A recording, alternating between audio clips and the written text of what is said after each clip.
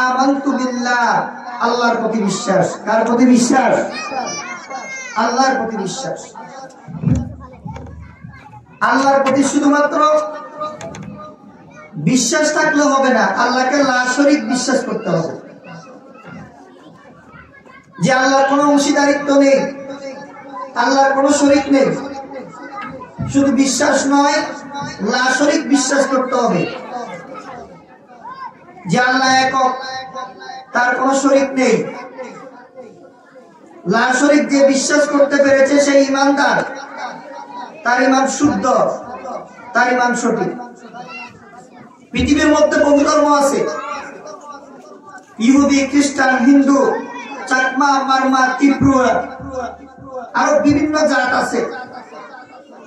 মনে করেন হিন্দুরাও আল্লাহকে বিশ্বাস করে, কিন্তু তারা শরীক করে 33 কোটি দেবতা মানে।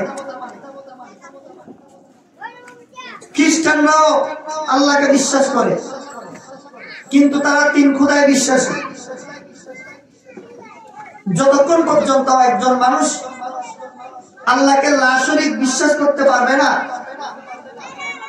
ততক্ষণ পর্যন্ত সে পরিপূর্ণ মুমিন হতে পারবে না, ঈমানদার হতে পারবে। আজকে আমাদের হৃদয়ের মধ্যে, কলিজার মধ্যে আল্লাহর প্রতি বিশ্বাস কেমন, আল্লাহর প্রতি আস্থা কেমন?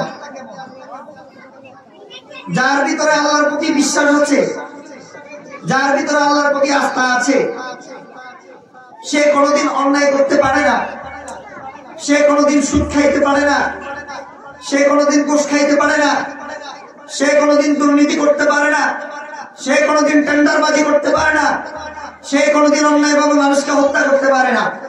যার ভিতরে আল্লাহর প্রতি পরিপূর্ণ আস্থা আছে, বিশ্বাস আছে,